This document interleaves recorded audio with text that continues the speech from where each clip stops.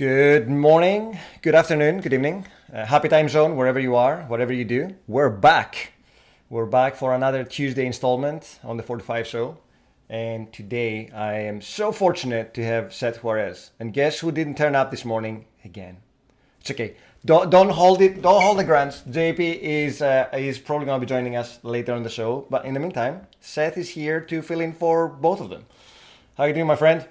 Good. How are you, bud? I am good. Your sound is crystal clear. I love it. You know, Fantastic. you got the equipment, man. That's it. You know, you invest a little bit. Yeah, sometimes you got to invest just a little bit. And that's what I did because, we're at home. Might as well have something fun, to work on. I know. I forgot what an office looks like these days. Like, I don't even. Will I recognize the campus if I were to drive by? You know what? I actually told them, I'm like, hey, because they emailed me like, hey, so which office are you going to be in? And I'm like, just get rid of it. So I don't even have an office anymore. I mean, do you feel that you can do the stuff that you do at home in the office? I think most of the stuff I do, I can't do in the office anyway, like streaming and events and stuff. So, do I need to go? I mean, I'm doing the stuff that I usually do at work right now. From the comfort of your office? From the comfort of my office, yes. With yes, snacks absolutely. and food and everything else you need right next to you.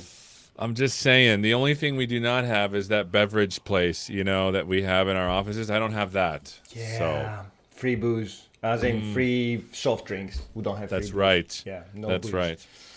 No alcohol allowed on premises. Although That is correct. I do miss hanging out with you guys and going for coffees and having lunches and the cafeterias. That's the one element I miss. That is the one thing that is kind of a bummer, that Yes. we don't get to do that. So. But we're almost there. I don't think we're too far off from actually getting back into being able to enjoy that on our own terms.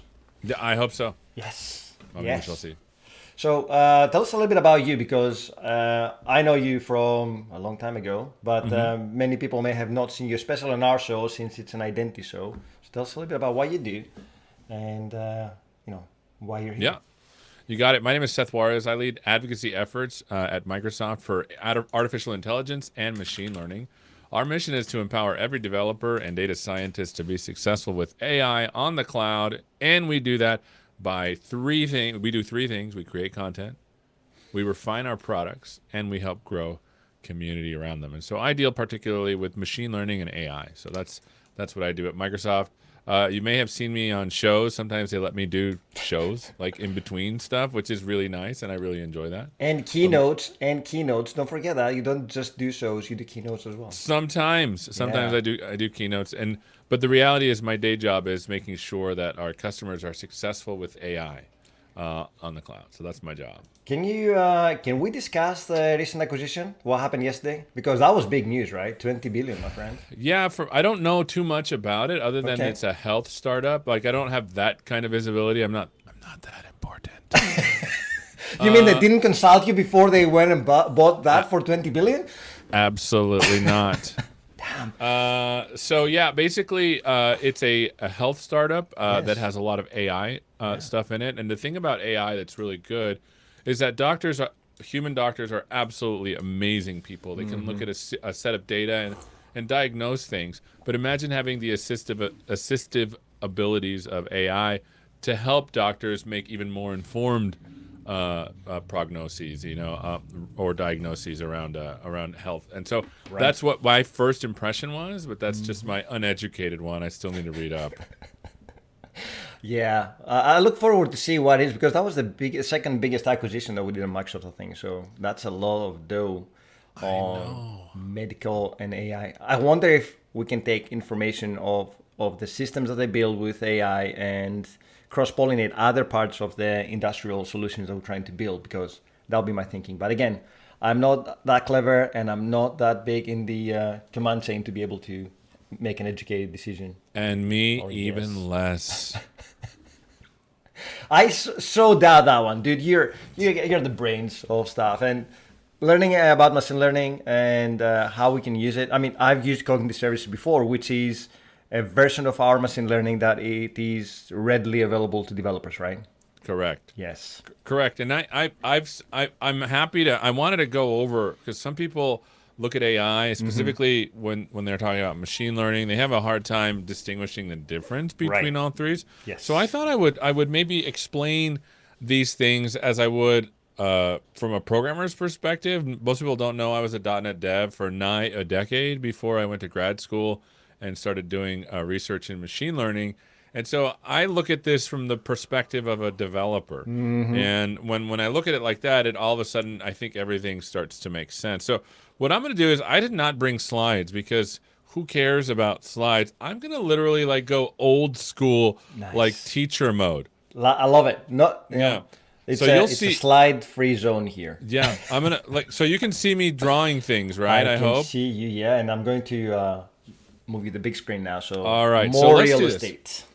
Let's do this. Let me go ahead and explain the whole like AI, machine learning, deep learning. So AI is actually a really big, let's just say AI is this bubble. And I probably shouldn't say bubble in tech terms because everyone's like, Seth just said AI It's going to burst. Yeah, that's not what it is. So AI is actually quite a large field. It's been around since the 50s, and so it's when I say 50s, I mean 1950s, like in the last century. Yeah. My kids sometimes are like, "Hey, you guys were born in the 1900s," and I'm just like, "Shut your mouth! Shut your mouth!"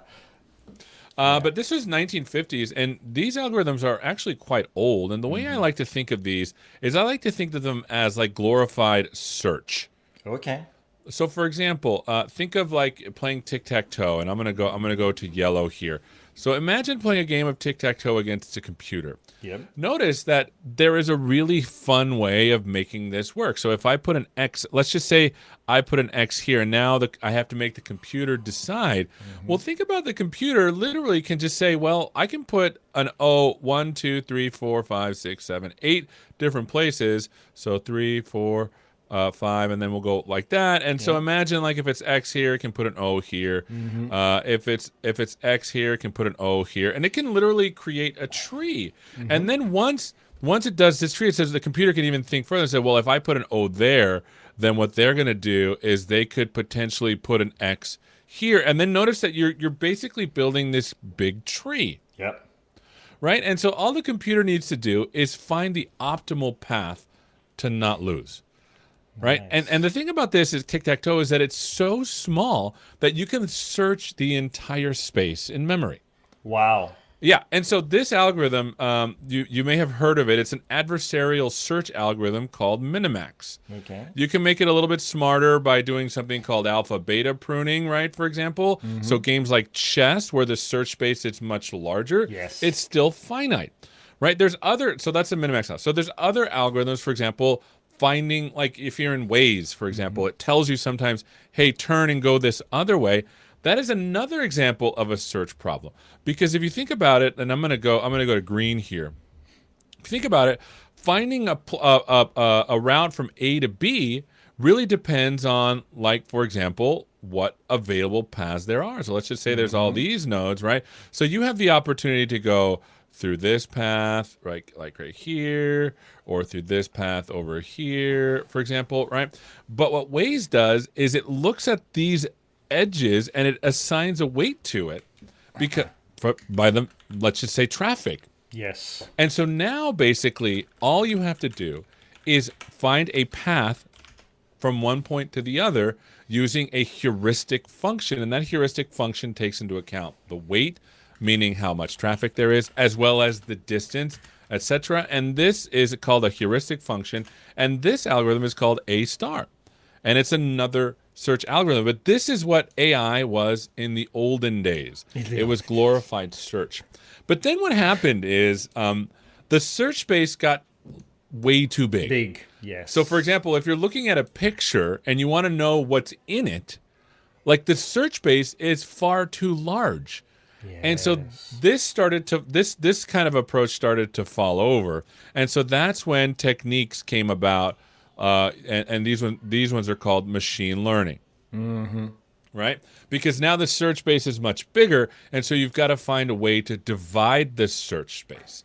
And there's a ton of algorithms for this one. Like, for example, you probably heard of decision trees, which basically looks at a search space like this, and it divides it up like this, and then like this, and like this. And so if you're trying to figure out green dots versus red dots, that's how it divides the search space. So instead of having to find the path or search the entire set of things, machine learning is really good at dividing things. And if you look at this little thing that I just drew, it basically divides the space in half, and then it divides the space in half again. And then it just tells you what the answer is, right? And this is called a decision tree. There's other ways of dividing the space. So for example, let's do another one. Let's just say we want to divide white points from green points here. Another way to divide the space is with something called a line. Right? This is what's called a standard perceptron algorithm. There's a way to project this into a bigger space. That's called an SVM. And so now I'm starting to tell you about all the machine learning algorithms that divide the space. Yes. These machine learning algorithms are super good, but it turns out that there were a class of machine learning algorithms that happen to be very good at some of the more squishier spaces, like looking at a picture, understanding what someone is saying in audio, and these techniques are called deep learning, right? It's basically something called a neural network that's a machine learning plus. Now, to call it deep learning, only marketing knows how deep the neural network has to be. But that's how I think of the space, and it actually is super helpful to think about it like this, because then all of a sudden everything starts to make a lot more sense. So let me explain now machine learning briefly so that it makes sense, right? Yeah. And I can save these diagrams for later, y'all, if you want to keep them or whatever. Yeah. So basically what machine learning does, and here is, let's just put a question mark in here.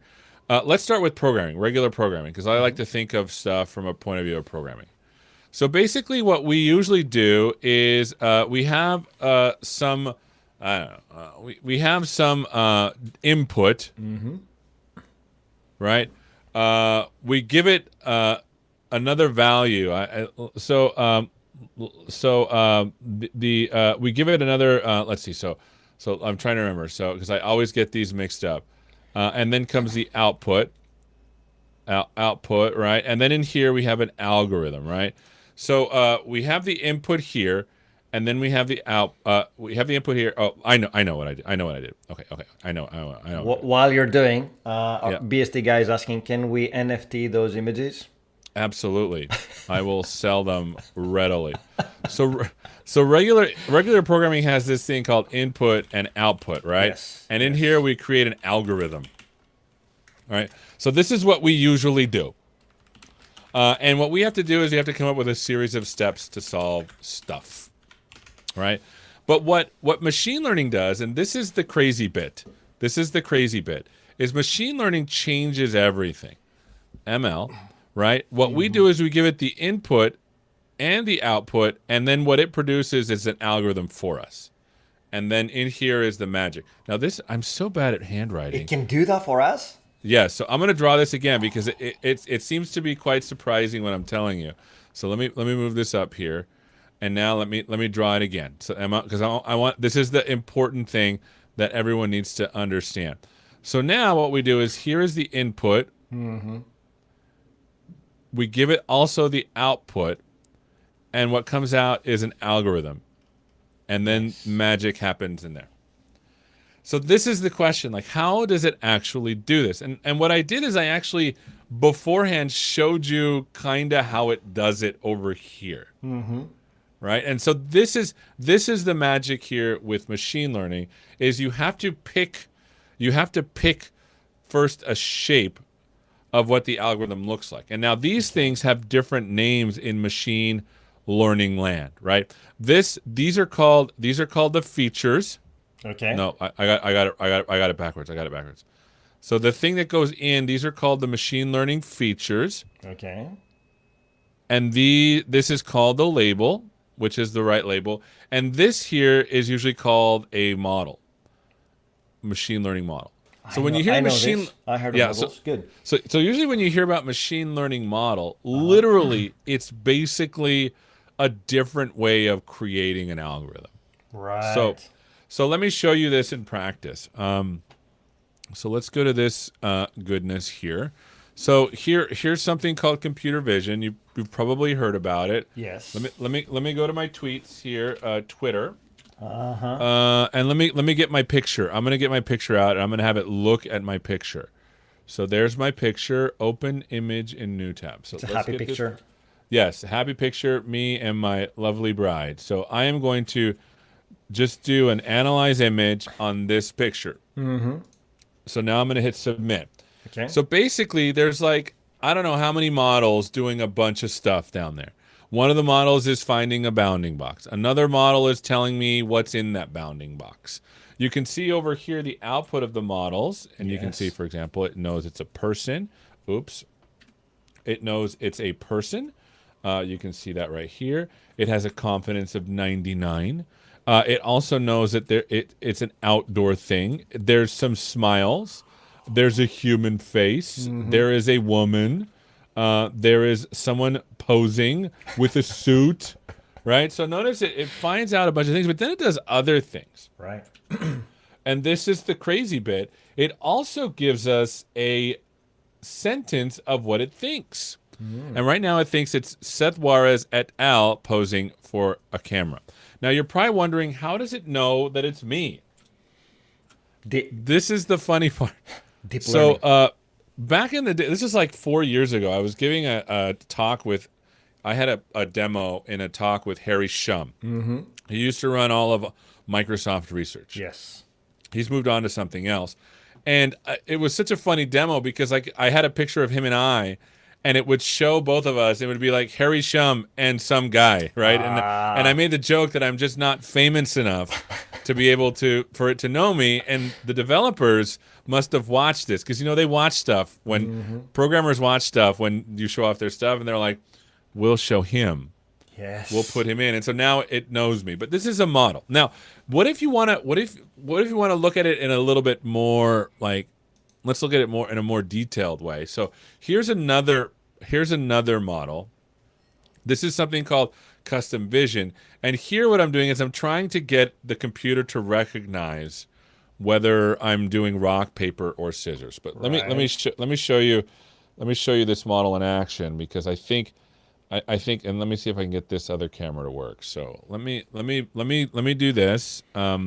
This is all happening live. I wasn't necessarily going to show this, but I think it's actually powerful to show it. So CD vision.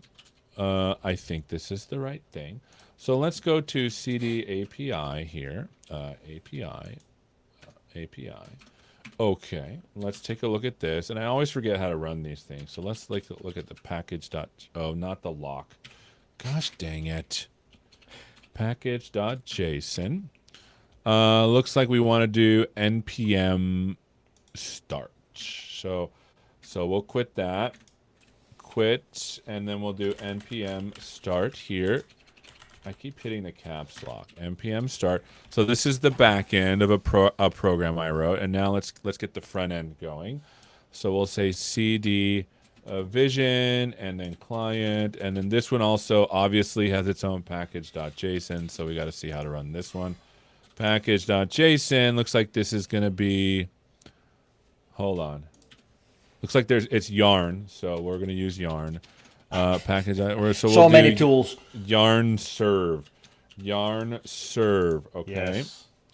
So there you go. So let's see if the API is. Oh no. I know camera is broken, but it will come back. It does it sometimes. So this is for some reason sometimes breaks. If your Azure functions ever break like this is Azure functions, by the way. Let me get a little hot tip here. So we'll go to where these extension bundles are, and you know what I'm going to do? I'm just going to delete it. Oh. Don't tell anybody because it broke. So I'll start it again, and then you'll see that it'll be like, okay, let's do this. By the way, the front end is already working. You can see that's going on. Very you can nice. see that. There you go. You see now it's happy. Fixed it. Look at this. Look at that. And so now I have a front end and a back end. Let me go ahead and open this goodness. Localhost 8080. Localhost 8080. And what I'm doing is I'm trying to show you a machine learning model. Okay. So it's the rock, paper, scissors model. Let's wait for the cameras to... Oh, come on. It's not going to see any of my... I know what. It's not going to see my cameras because I'm using a corporate profile. You can see that there. So so it broke again, but that's okay. We're going to open a new browser without the corporate profile. Yes. And now you'll be able to look at us fixing stuff as we go. You're probably wondering why it's not seeing anything. It's because this camera is already being used. Yes. Thank goodness I have another one. You came prepared here, man. Double cameras for backup. So here's the other camera. Nice. And notice that in theory, if I put rock up, it does it. If I put paper up, and if I put scissors, you see that? But it looks like it's making some mistakes here with the scissors. Yes. So let's do this. Let's get some scissors here. So it's confused about this one. So I'll give it some scissors so it knows that. Let's give it where it thinks it's paper. And then I'll stop. Okay. And let's submit some more training data. And what you're going to see is I'm going to give it some more training data. So I'm going to submit the data, and you're going to see Azure functions. Kapow, kapow, kapow. You can do that on the fly? Yeah. So now I'm training. So now I gave it some pictures. Yes. And if I go back to custom vision, you're going to see if I hit refresh that now I've given it some more. Like this one is wrong. Yeah. Wait, what shirt am I wearing? I'm trying to see. I'm trying to make sure that it has the new one. Because there's got to be like, there you go. So there's Seth with the black shirt. Yes. Giving it some more scissors. And now remember when we looked at this, there is a machine learning model that is being produced, but basically you have to give it the features. Yes. Which is my pictures, and the label, which is I'm saying that these are scissors. Yes. And now basically I just have to train it. And training is going to produce the model that we want. So I'm going to do a quick training. This training takes about, I don't know, 5 to whatever amount of minutes. So while it's training, what I'm going to do is I'm going to show you the last model. And right now you're like, hey, it's saying that it's 100% accurate, even though, like, it's not getting this. But here's the thing. It's actually 100% accurate with the data that I gave it. Right. So when you train these things, you basically train it on 80% of the data and test on maybe 20% of the data. And so that's what this is doing. So that's why it says it's 100% accurate. So let me show you what's actually in the model. So with Azure Custom Vision, you can actually download the model. So I'm going to do an export. Nice. I'm going to do an export on this model, and we're going to look inside it.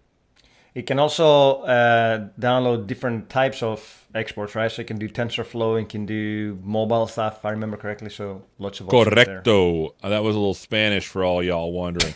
So this is what's actually inside of the model. This. Okay. So what I'm going to do is I'm going to literally, let's do this. Let me just literally put it out here so we can all take a look at what's inside, okay? Okay, so for some reason, it put it on my other desktop because, of course, why wouldn't it?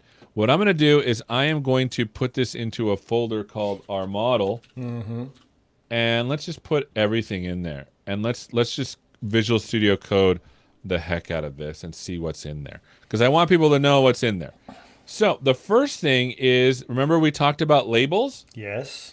That's the answer. Those are the 3 labels. I'm either doing nothing, paper, rock, or scissors. Sweet. The export manifest tells us what kind of model it is.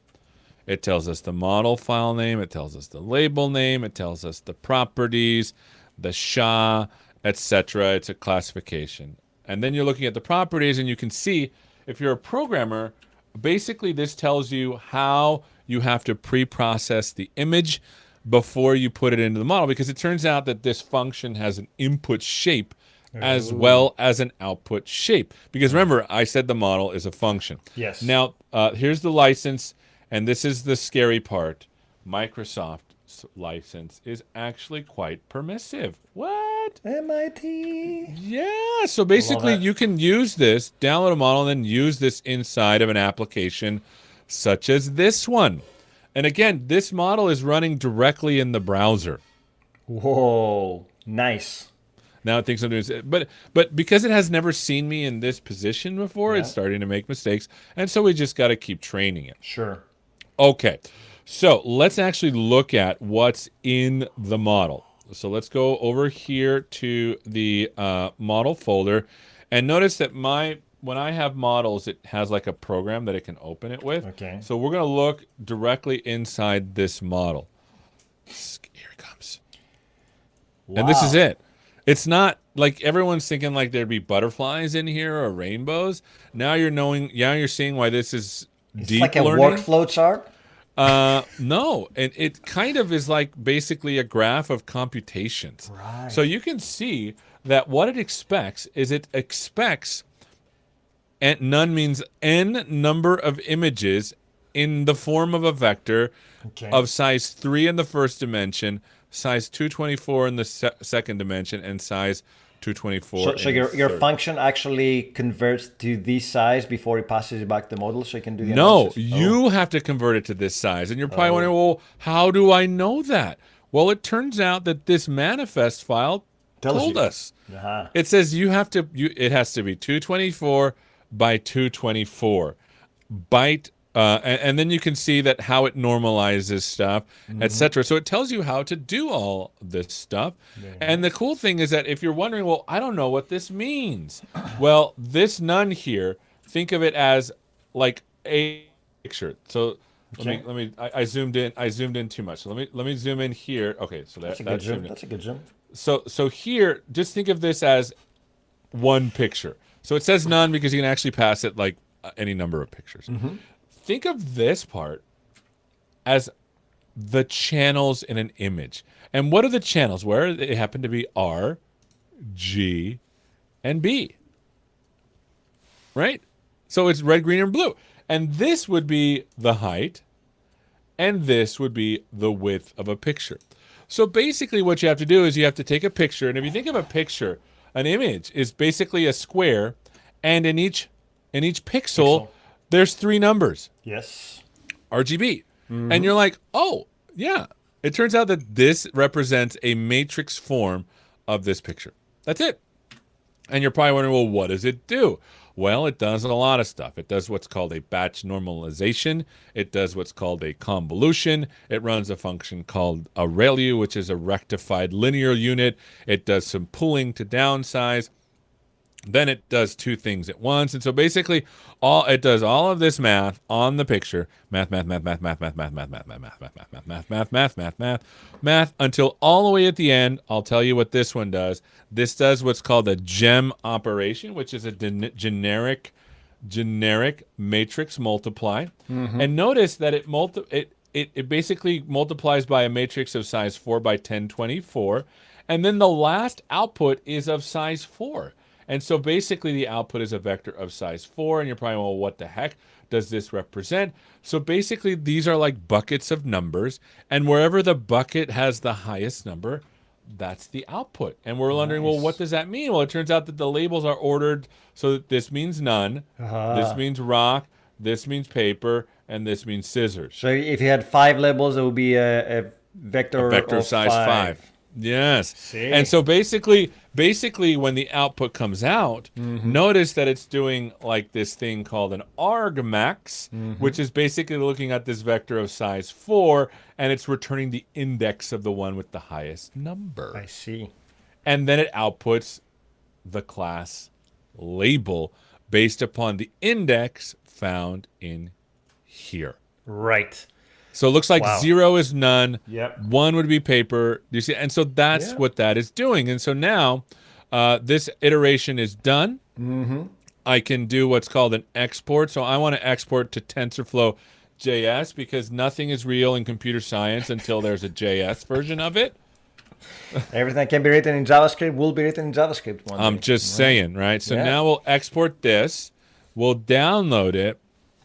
So there it is. We'll open this beautiful thing, and now we'll go back to Visual Studio Code, and because remember we're in the Vision project, so we'll just do cd Vision here. Boom. We'll do code dot, and now what we can do is we can basically replace this model. Here's the client with the new one. Here's the model. So we'll just do reveal in File Explorer. Here's the model. What we're going to do is we're just going to replace this. Delete. Dump and replace, right? with this. Oh, hold on, I gotta find the right. There it is. With this. Okay. So I'm gonna move this over. Beep, beep, beep, beep, beep, beep, beep.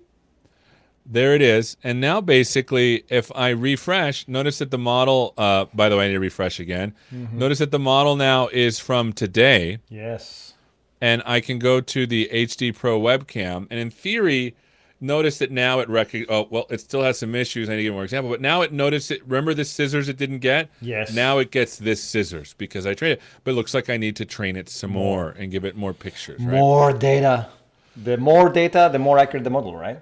There you go. And so now is there a point that no matter how much data more you feed, the data will not get more accurate? No. No. We do run into a problem. So now let's talk about the ethics of this stuff. Because we've seen okay, there is this process that you're starting to all recognize where we actually have to I got to turn this on again. My little drawing thing turns off to save power. Isn't that clever? Very clever. Okay. Some machine learning happening in there. Or just power consumption, or just the. Let's not use machine learning for what a standard lookup table can do. Fine. Yes. It's just a hash table. Here I know. So here's the process. We have to always start with data. Okay. We have to also have a question. Like, what are we trying to answer? For us, is this picture have rock, paper, scissors? Yep. Once we've defined that question, then what we need to do is we need to take that data and run on a machine learning model. So this is my fancy picture for machine learning. Make a machine learning model. Then we see how good it is. And if it's good, we deploy. Yep. Just like I did. And so now it's on a website. But then this cycle happens, so because it's going to make a mistake, then what we're going to find is there going to be some errors, so we have to give it more data. Yep. Make sure the question is still valid, and then we make another model. This process of doing this automatically is called ML Ops. Oh. Yes. Nice. And now we're starting to get into developer territory because we want to have an automated way of building these models. But here are questions that we need to ask ourselves, and these are the ethics of it. Yes. I'll give you an example. This model works only with me. Yes. Why is that? Because I only gave it pictures of me. Yes. Which is not good. No so if diversity. you're trying to build a general purpose machine learning model, and you have, say, for me it would be white people because I'm Hispanic, it's not going to work. Yep. And if you go to the training images, you'll see it's going to look for this kind of color of fingers. Yes.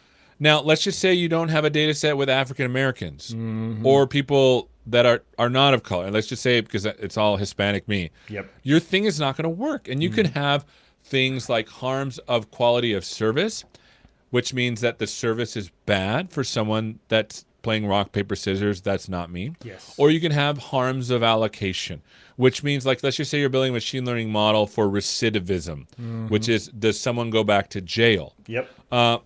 It turns out that the data that we have on recidivism is very biased because some people use data sets like, is a relative also in prison? And unfortunately in the United States, we have a disproportionate, when we look at statistics, incarceration rate for certain subpopulations, which means your machine learning model is going to learn that those subpopulations are recidivist, which is not good.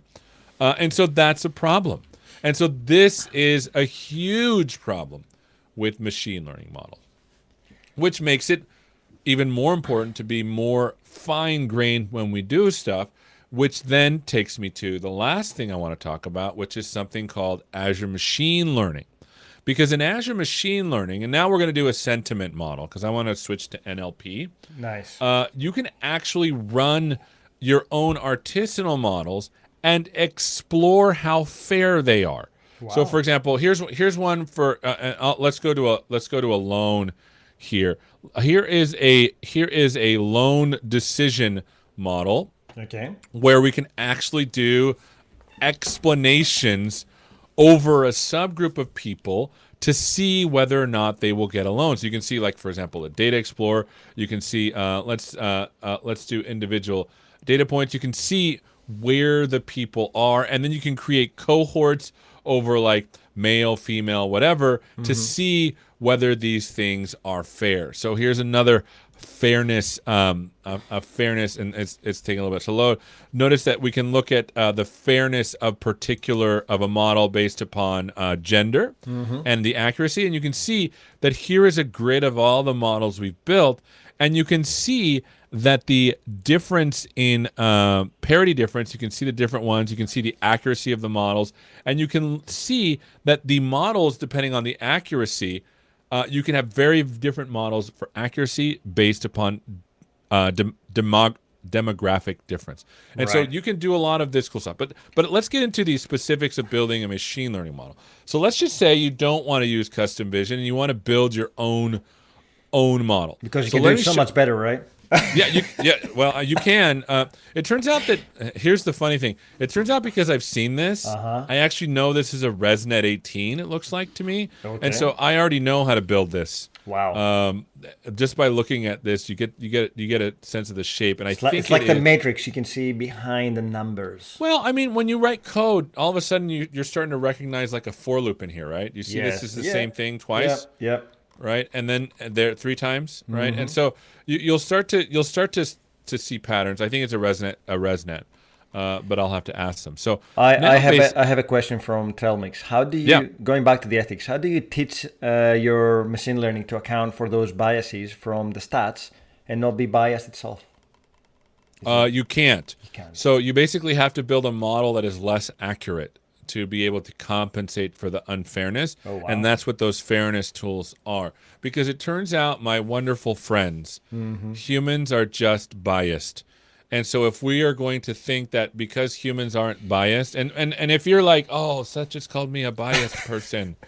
Yeah, it's just it's like it's built into our biology. Yeah. We have unconscious bias. If you see something that you're not familiar with, our threat receptors in the back of the brain, that's the animal part, let's say, fire off, and it's just a biological response. It's not anything to be ashamed of. I mean, you should be ashamed of it if you're using to discriminate, and you should be able to turn that off. But if we are to expect that people who are biased as a population, that our data somehow isn't, it's just not the case. Yes. Yeah. And that's where the problem is. So that was a really good question. So let me go over here to, let me show you a machine learning model that we built. Notice, like, and this is all in the cloud now. Now I'm not even using anything in my in your local machine. In my So here is a notebook. If you've ever heard of notebooks, notebooks are really cool for testing things out. So notice here I'm basically running a machine learning thing, and this takes 45 minutes to run. So I'm not going to show it to you. But basically what this does is it helps me create a something that will convert someone's review into a score between 1 and 5. Okay. So it's like a review, right? Yep. And so you're noticing that I'm running this training thing in a pipeline called NLP sentiment reviews, and the training you can see is basically something we wrote in PyTorch. This was Cassie, one of my colleagues, wrote this in PyTorch. You notice that it's basically a text sentiment analysis. It uses what's called a text embedding that converts text into a vector, and then it has a linear thing, a linear output model that outputs the number between 1 and the vector. Oh, let me go here. And this you'll appreciate because we learned this before. It'll output a vector of size 5 because those are the 5 ratings, right? 1, 2, 3, 4, 5. Yes. Right. And, now I know so what that's we're talking about. The number of class. And the embedding dimension basically is we go from text to this embedding bag, which creates a huge vector, and then it converts it. And then from the embedding dimension, we go to the class. And you can see that basically we're just running this experiment, right? And this is all PyTorch. PyTorch is fantastic. And so let me show you the output of that experiment. So let's go to NLP Sentiments Review Training. And you can see that we tried a number of different things to see if this would work. Yep. You can see here, let's see if I can go to the tags here. Well, I'd have to go inside, and I don't want to do that. So you notice that we ran this 1, 2, 3, 4 a couple of times. These are the successful runs. So let me select all of them so we can see all the charts, you can see how all of these models did. And this is the accuracy of the models. You can see that went up. You can see the accuracy of the validation data set. They all went up. Notice that some models just did not do as well. So we don't want to keep these. We want to keep these ones up top. And then you can see also that the loss function measures how bad we are at stuff. You can see that it goes down. You can see here it struggled and then it went down. But this one all the way at the bottom, run 62, was our best one. And so if I go to run 62, you can see the actual run that we did, right? You can see that we and this is all just regular code. The difference is that Cassie and I worked on this together. We were able to see everything together. We were able to run it on a powerful machine together, right? And that's the cool thing about it. So now, if we go to the outputs, you'll see in the outputs there's these model files. This is the actual model. So you can see here's some metadata, like the vocabulary size, the embedding dimension, the number of classes. This you're not going to be able to see because it's too big. You're going to be able to see the vocabulary data. I don't know if it'll load it because it's a lot. It basically, yeah, it's too big. And let's hopefully, I already did this one. This one you're not going to be able to see. And this is the actual model file. And we use these files to basically, and by the way, we always keep a snapshot of everything you run. Okay. So for example, anytime you want to run this model, this is how you run it. You load, you load the model, right? You load the path and the vocabulary data, and then you just run it. So the cool thing about this in Azure Machine Learning Studio s is you're able to save these models. And so, for example, here's our tacos review model, number 21, right? Because we build it, we have a taco shop. And you can see that this particular model has been saved. It's been versioned. You can see the artifacts inside there. And so now you have this whole entire place where you can do this end-to-end, remember, ML ops thing. And that's what's really cool about this. And later you can actually deploy this endpoint. And I think this endpoint, I don't know if we deployed this one, but let's go to Taco's review model. Let's see here. We ran a lot of we run a lot of experiments all the time. I can see that. So let me just go to the endpoints here, and you'll see there is a Taco's review service. Yep. Let's see which one did we deployed this one last. This was Cassie deployed this. By the way, notice that we name our computes like something really cool. So for example, we have all sorts of computers here. Oh, look at that. Yeah. So notice this is Cassie's computer that she works on, her notebook computer. This is my notebook computer. And notice I don't need it. I could be doing this all from like a Surface Go. Oh, really? Yeah, because this is just a web browser, right? Oh, right. So the computer is actually on the cloud. You have a dump terminal more or less into. Yeah, and here's our these are our compute clusters for running big jobs. Right. It's an NC12, which is a big machine. And the cool thing about this machine is that it will scale from 1 to 5 machines if it needs to. And when I ran the sentiment review, it had to run all 5 machines. And instead of taking 40 minutes times 5, it took 40 minutes because it was on 5 machines. Which was really cool. And now let's get to the last part of the compute, which I want to show you, is this notion of inference clusters. And inference clusters are clusters for running like the model. And this is Sauron. And so if I go to my endpoints here, let's go to my tacos review service. And let me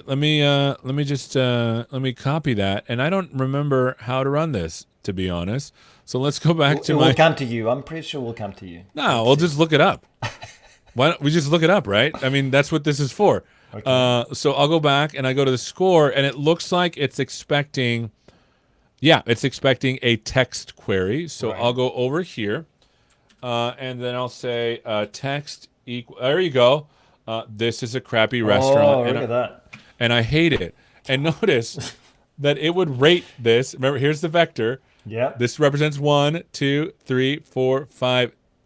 Gave it 1, 2, 3, 4, 5, and the rating is 1, which means I hate it. Yeah. Do you see that? Yes. Now let's do that. Let's do another one. There's no minus here, right? You can't hit it. Remember, it's a score between 1 and 5 because we basically trained it on the Yelp review data. Oh. Okay. right? And it always scores from 1 to 5. I love this restaurant so much. Boop. What's the rating?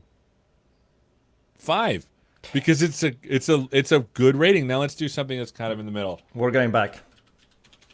You're gonna say average? This was average. It was okay. It was all okay. I'm curious to see if it's gonna give a 4 or a 2 or a 3. It was a rating of 3, which is right in the middle, right? Bang And in the so middle. what you're seeing is that this machine learning model that we built, it's all custom built, Yes. but it's all inside of this studio, which was super cool. So, And now so finally, I have a couple questions. Let's do it. We have questions from the audience. The first one is, how much did it cost to run those gargantuan compute devices in the back end? that's a really good question. So let's look at NC12. For 40 minutes, right? Because it's Azure, the compute that 40 you minutes. spin up for 40 minutes. Let's Say see. an hour. NC series. Yes. So the standard NC12, where's the cost? You need to go to the costs, like a cost calculator, isn't it? Cost calculator. Azure. Doop, doop, beep, boop, beep, boop, beep, beep, beep. Beep, beep, beep, beep, beep, beep, beep. Okay. So we want a virtual machine. Beep, boop, beep, boop, beep, beep, beep. View. I love the loading calculator there.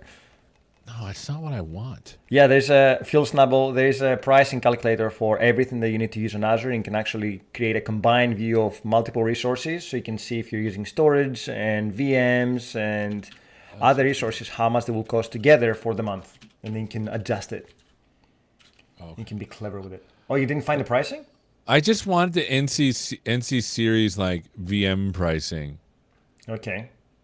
I don't. Can you use spot instances for these things, or do you have to have reserved? So compute? the reason I want to show you this is that this VM is expensive. It's like maybe like a dollar or so an hour. I think I don't remember, but just we'll $1 find, an hour?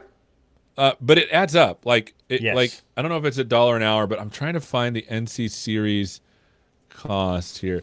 So we want NC12s, which is this one. Size, blah blah blah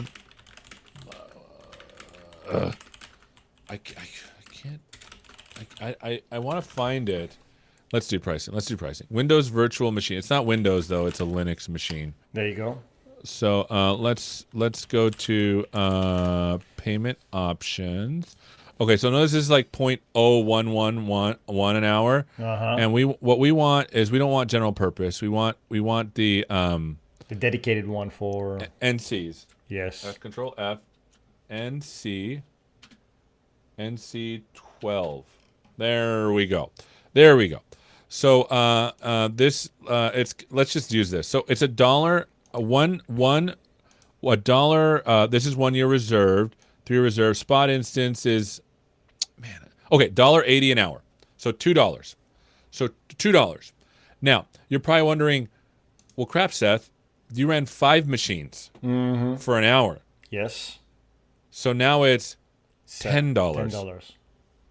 And you're probably wondering, well, Seth, you probably keep it on all the time. Yeah, I do. But here's a cool thing about this. If I go to my compute cluster, I can change let me go to the resource properties here and edit them. I can actually change the minimum number of nodes to 0. And if it's idle for 5 minutes, the machine will shut down.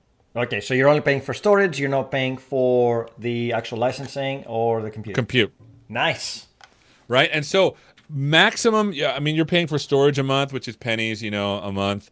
And for the compute, when you're also I'm paying for these. I'm paying for these machines because I keep these on because I like them. This is an NC6, but you can turn these off, right? You can see they're stopped. And I suspect there is some policy or some automation that we can help with minimizing costs. So you don't forget, like you run 5 VMs, you forget about it, you walk out, and then you come back a week later from your holiday, and your boss goes, Says we need to have a conversation. So just to answer your question directly, $10 to run that. And then if you're keeping the inference clusters on, you got to pay for that, of course. Yes. But you can download the model, right? Remember the model I was running here? Yeah. It was running all in my browser. Yeah. So that brings us to the next thing, which is why we're actually here. Okay. Because this is the identity show. And if we want to control this stuff, and you kind of like did a super nice segue. This is my access control. Robots, by the way, is where I keep all of my. This is all the stuff that runs Azure Machine Learning. So, for example, this right here, and this is what constitutes the base service. You have so you can see there's a storage, there's an insights, and there's the actual thing. These are extra stuff that I built, like Sauron. I built as my serving cluster. You can have your own serving cluster, but let's just say you want to control what people can do inside of here. You don't want data scientists like starting up machines that you didn't let them start up. So there is a way to create, no, that's not what I wanted. There is a way, if we go to IAM, access control, there's a way to create these things called custom roles to control what people do inside of these Azure Machine Learning workspace. So let's add one. And let me just, we'll call it something that I can remember. And let's just go over here and look at the permissions. And we'll go to machine learning here. Notice I've done this before. And you can see that here are all the permissions that we can add. I did add permissions, but you can do exclude permissions. So for example, compute, let's hit that. Notice you can actually decide who can create or update compute resources inside of the workspace. Very nice. Right? You can say who can start it and who can stop it. Who can up? Do you see what I'm saying? And so if you're worried about cost, you can create special policies for Azure Machine Learning Service to not do things. Because what you want is you want your data scientists to live in here. They don't want to live in here. They live in here. And so basically when they're doing things, you can actually make it so that they do not have access to do some of those things. And by the way, there's a ton of granular permissions in here for everything from event grid to deployment jobs to endpoints to everything. Let me see if I can find data.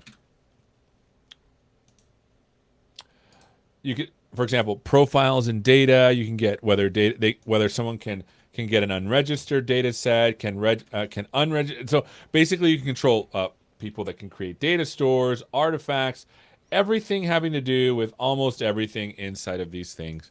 You can control. Nice. So that takes me to the end of everything I wanted to show you.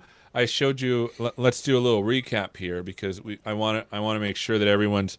And I got to turn this on again. How embarrassing. So okay, come on. There we go. Here, there we go. So basically, what we've done is we've gone through and we explained what is machine learning in the context of AI plus deep learning, right? Yes. We talked about models. Right? And then I showed you how you can either use them. We did that with computer vision. Vision. We can modify them. And then we did that in custom vision. Right? And then we did this cool thing where we built our own artisanal, free range model. Yes. So from scratch. And then we did that in Azure Machine Learning Service, right? And then we talked about this concept number 6 called ML Ops. Yep. And then the question that arose naturally, and we didn't plan it, but I knew it would come, is this question of control. Security. And what I did is I showed you the RBAC controls, which is what the identity show is all about, creating these things, RBAC controls for AML. And so that is the end of what I had to talk about. Any questions? I want to get back to the questions or thoughts or whatever you want, because I promised I'd stick to an hour. No, it's fine. There was one question by our friend Bolt who said, what if you have a spelling error on your Taco endpoint? will it be able to do fuzzy match logic, or will it fail to calculate the rating, for example? That's a really good question. Remember, the thing is this is not magic. There's no magic here. And so if I go to this thing, what it will do is the embedding will map the text that it has in the vocabulary file to the appropriate vector. Okay. And that's it. Now, if you want to do fuzzy spell checking and all that, that's totally cool. But remember, this is an artisanal model that we've trained to only do a specific thing. This is not and this is the important thing. It's for some reason people think that machine learning does more than what you tell it to. It doesn't. It's dumb. It doesn't know anything other than what it was able to squeeze out of the data. And if your data is faulty, that's great. It won't work. If your input is faulty, that's great, but it kind of won't work either. But we can try it. Let's try it. I hate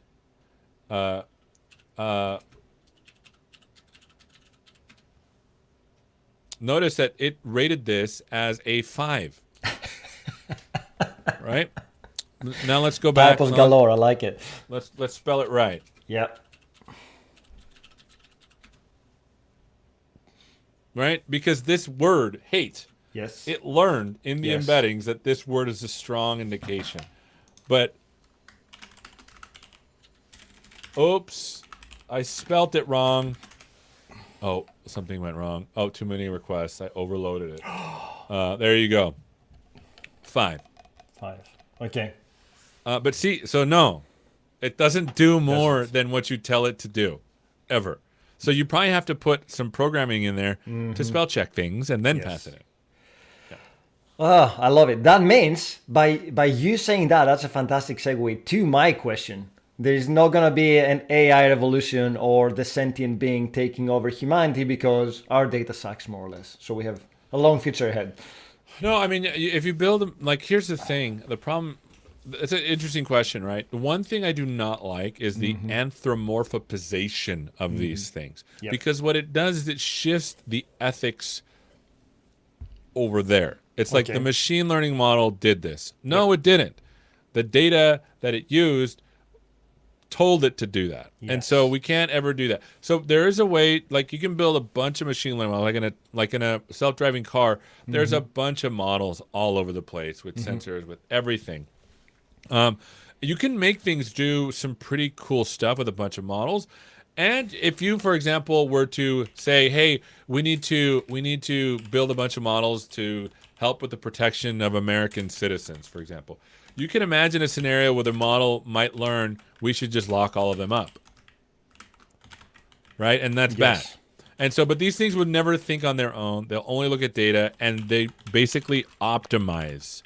If it needs to go through a garbage dump, it will optimize the heck out of things using basic calculus. Well, not basic, multivariable differential calculus, which sounds really complicated, but it's not. It's just vector calculus. And if anyone's ever done calculus, that stuff's not even hard either. It's just the rate of change. Everyone does calculus when they're driving. Otherwise, everyone would be crashing. You just don't think of it as calculus. Math is everywhere, but at the same time, explicitly saying it's math turns some people away, which is fantastic that you say we do calculus every day, all day, when we drive or when we do other things. It's just a case of us not realizing it. How do you know, when you're at a stop sign and the other person doesn't have a stop sign, how do you know you have enough time to go before they hit you? Calculus. Your brain is good at it without thinking about it. There you It's go. all calculus. Everybody can do it then. Everybody has the capacity to do some machine learning. It's true. Seth, I love the session. We learned so much. We had some fantastic questions. I really appreciate you coming with us today. We'll probably get you at some point in the future again when there are new stuff to talk about. But in the meantime, thank you very much. Awesome. Well, thanks for having me. Let's raid somebody else today. I think we're going to raid our friends at Coded Live. And then we will see. Oh, you know what? We have an impromptu stream today at around 6:30, or 6 o'clock. I'll kick it off myself. We might get JP to join us as well. We're getting some friends to raid us. And today, one of our friends, Learn with Leon, is doing an identity workshop. So if you want to join him, make sure to follow Learn with Leon. People are saying Seth is awesome. Awesome demo, Seth. Really appreciate you coming here. Let's get some claps here for everybody. Thank you. Yes. Thank you. Nice. Somebody got the AZ204. Congratulations, Bruce. That's awesome. Is that the machine learning one? I don't know. Which one's the 204? I don't know. Which one is it Bruce Lane? I have no idea. I'm gonna go to Twitch and see if I can read these comments here. Yes. Oh, it's the Azure Developer Associate. Well, you know what? That's awesome. Good for you. I haven't done any exams in a while now. I need to get back into it. And there is a fantastic one for machine learning as well. We have a free academy. Is that right, Seth? Yeah, there's a lot of training out there. There's a business one. There's some machine learning courses on MS Learn. You can get certified as well. But there you go. Everybody can count to 28 as babies. We get exactly 28 teeth. That's perfect. Right. I'll put the links. I'll put the links down for all the training if you want to do it and get started with machine learning. And again, we'll say thanks to Seth and everybody. Have a lovely day. I'll see you this afternoon if you want to join me. Otherwise, tomorrow we have the IT Pro stream, and then on Friday we have another awesome stream. So stay tuned and have a lovely day. What? And I have a show on Friday too called the AI Show where I'm literally building stuff. So come on. It's on Learn TV or on YouTube. Go to aka.ms/AI Show Live. There you go. Seth has a dedicated machine learning show. Why not? Right. Thanks, everyone. Take care. We'll see you soon. And we are...